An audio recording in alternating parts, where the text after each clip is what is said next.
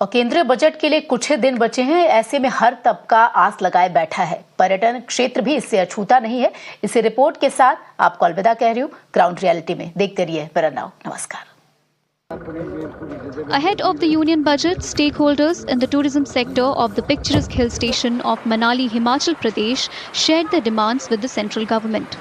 Connectivity continues to be a major concern in the region, with many calling for enhancements in road networks, rail connectivity, as well as the expansion of the air network, including the development of an international airport in the state. इस वर्ष का central government में जो budget आ रहा है, budget के प्रावधान रखने के लिए मैं आग्रह करूंगा देश के यशस्वी प्रधानमंत्री श्री नरेंद्र मोदी जी से कि यहाँ रेल नेटवर्क का बहुत कमी है। ब्रॉडगेज नेटवर्क जो अभी भानुपल्ली बिलासपुर चल रहा है उसको मनाली तक लाने की कृपा करें, और साथ में हिमाचल में एक इंटरनेशनल अंतर्राष्ट्रीय एयरपोर्ट की बहुत सख्त ज़रूरत है। जिस हिसाब से हमारे पास पर्यटन की अपार संभावनाएं हैं, उसके लिए सबसे बेस्ट और जल्दी जो कर सकते हैं हम वो एयर नेटवर्क को बढ़ा सकते हैं। देखिए, बजट तो वैसे हर साल आता है, लेकिन हर साल हम उम्मीदें भी हमारी जागती हैं कि भी कुछ ना कुछ अच्छा होगा। तो हमारा सेक्टर जैसे टूरिज़्म है, तो टूरिज़्म से रिलेटेड चीज़ों को हम लोग उम्मीद करते हैं।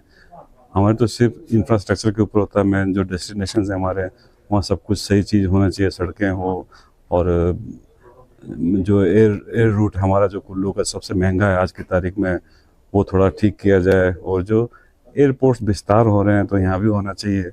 रेलवे लाइन की बात बहुत टाइम से सुन रहे हैं, उसके लिए भी कुछ बजट होना चाहिए। Many believe that promoting winter sports tourism will strengthen the local economy, which heavily relies on tourism. They also stress the importance of timely snow clearance from roads to ensure year-round connectivity, which could further boost tourist arrivals to the state. Winter sports एक बहुत बड़ी big industry है हिमाचल प्रदेश के लिए tourism point of view से। और देखो, लाखों करोड़ों भ्रमण करते हैं हिमाचल प्रदेश और इवन मनाली, हर जगह लोग आते हैं देखने के लिए।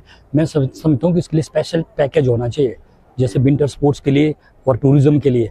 जैसे रहा यहाँ पर हम लोग विंटर्स में काफ़ी जब बर्फ़ पड़ता है, यहाँ पर रोड क्लीनेस वगैरह काफ़ी लेट होता है।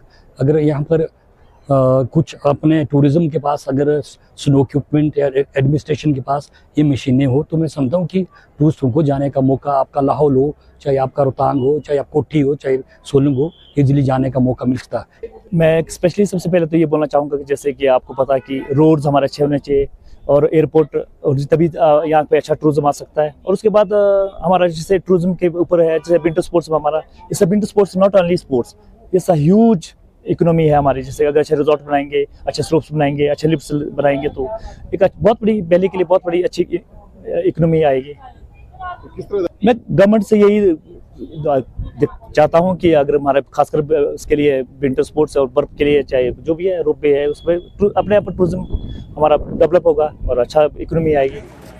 With less than a week to go until the union budget, those in the tourism sector are hopeful that the government will address their concerns and support their businesses. The union budget will be presented on February 1 by Finance Minister Nirmala Sitharaman.